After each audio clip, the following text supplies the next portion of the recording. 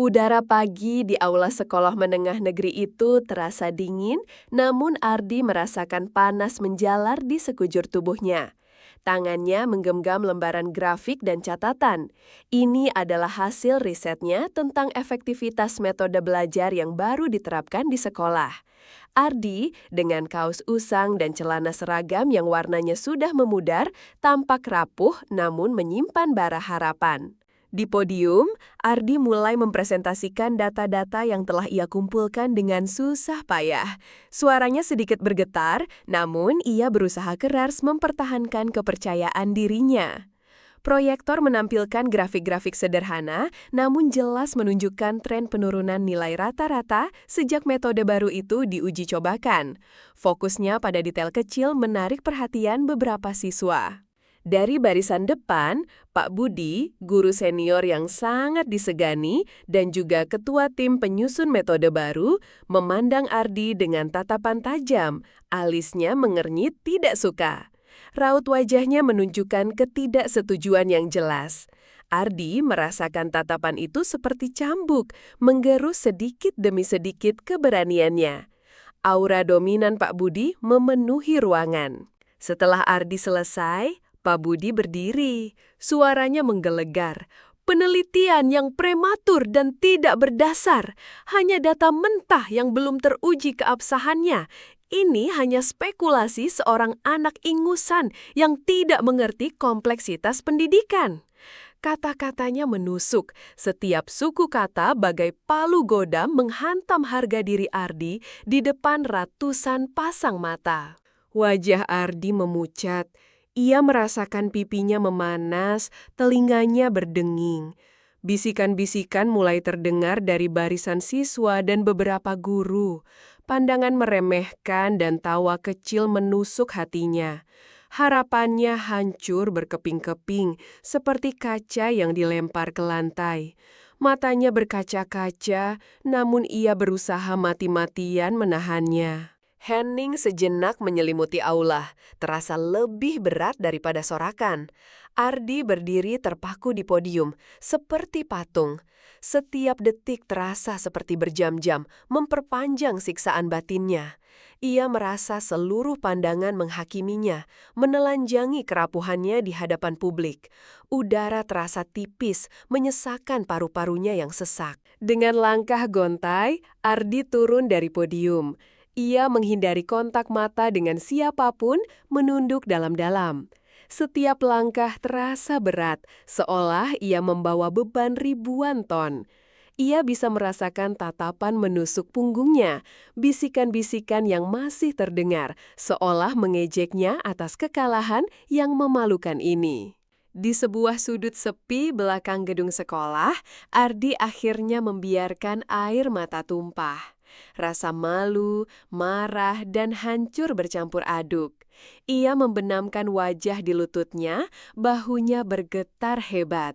Ini bukan hanya tentang penelitiannya, tapi tentang harga dirinya yang diinjak-injak di hadapan semua orang.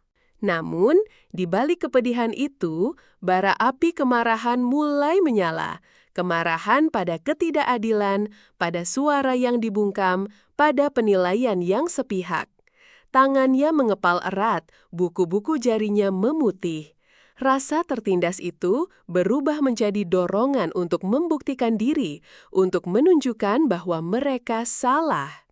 Malam harinya, di kamar sempit rumah kontrakannya, Ardi menatap tumpukan kertas penelitiannya yang kini terasa begitu tak berarti. Namun, ada tekad baru dalam matanya.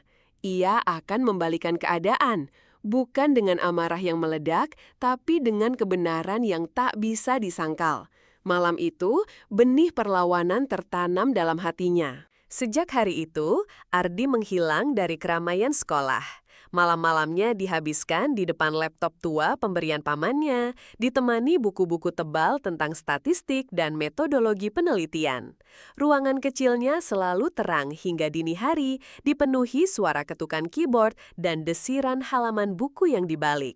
Ia mencari celah, memperdalam ilmunya. Ardi mulai mempelajari sumber-sumber data yang lebih luas, mengakses jurnal-jurnal akademik daring, dan bahkan mengikuti kursus singkat daring gratis tentang analisis data. Ia mengamati tren, pola, dan korelasi yang sebelumnya luput dari pandangannya. Setiap angka, setiap grafik adalah kepingan teka-teki yang ia susun dengan cermat. Waktu luangnya yang biasa ia gunakan untuk bermain atau bersantai, kini didedikasikan sepenuhnya untuk riset. Uang sakunya yang sedikit ia sisihkan untuk membeli pulsa internet tambahan atau mencetak beberapa dokumen penting. Ia terlihat lebih kurus, namun matanya memancarkan fokus dan kebajaman yang belum pernah ada sebelumnya. Beberapa siswa lain melihat perubahannya, menganggapnya aneh atau terlalu serius. Bisikan-bisikan ejekan sesekali masih terdengar, menganggapnya masih belum bisa menerima kenyataan. Namun Ardi mengabaikannya. Ia tahu jalan yang ia pilih ini adalah jalan sunyi, namun akan membawanya pada tujuan yang lebih besar. Suatu sore di perpustakaan, Ibu Sita, seorang pustakawati senior yang selalu diam-diam mengamati Ardi, mendekat. Ia menyodarkan sebuah buku tebal tentang Big Data and Educational Policy. Senyum tipis dan anggukan kepalanya seolah berkata, "Aku tahu kau sedang berusaha." Itu adalah percikan keyakinan pertama yang Ardi terima. Malam-malam, ketika ia masih bekerja di sekolah, Pak Joni, penjaga malam yang sudah sepuh, seringkali membawakan secangkir teh hangat untuknya. Tak ada kata-kata terucap, hanya tatapan penuh pengertian yang menghangatkan hati Ardi. Gerakan kecil itu adalah dukungan tanpa suara, sebuah pengakuan atas kerja kerasnya yang tak terlihat. Dua dukungan sederhana itu memicu semangat Ardi. Ia memetakan strategi, bukan lagi sekadar membuktikan dirinya benar, tapi menunjukkan solusi konkret atas masalah yang ada. Ia mulai menganalisis data dari sudut pandang yang lebih holistik, menghubungkan kepingan-kepingan informasi yang tersebar. Ardi mulai menguji hipotesis-hipotesis baru, membandingkan data sekolahnya dengan data dari sekolah-sekolah lain yang memiliki profil serupa. Ia menemukan anomali, pola yang berulang, dan potensi solusi yang inovatif. Setiap penemuan kecil memberinya dorongan, mengukuhkan keyakinannya bahwa ia berada di jalur yang benar. Frustrasi yang sempat melanda di awal, kini berganti menjadi ketekunan metodis.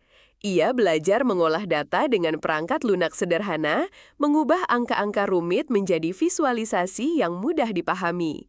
Kesalahan menjadi pelajaran, setiap kegagalan mendorongnya untuk mencari cara yang lebih baik. Bulan demi bulan berlalu. Ardi yang dulu tertunduk, kini berjalan dengan bahu sedikit lebih tegak. Ada cahaya baru di matanya, sebuah ketenangan yang muncul dari pengetahuan dan persiapan matang. Ia bukan lagi Ardi yang hancur, melainkan Ardi yang siap dengan strategi balasan yang elegan dan tak terbantahkan. Beberapa bulan kemudian, sekolah mengumumkan masalah serius.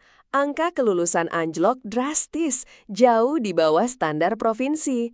Kepala sekolah terlihat cemas, dan Pak Budi yang selama ini membela metode baru tampak kebingungan.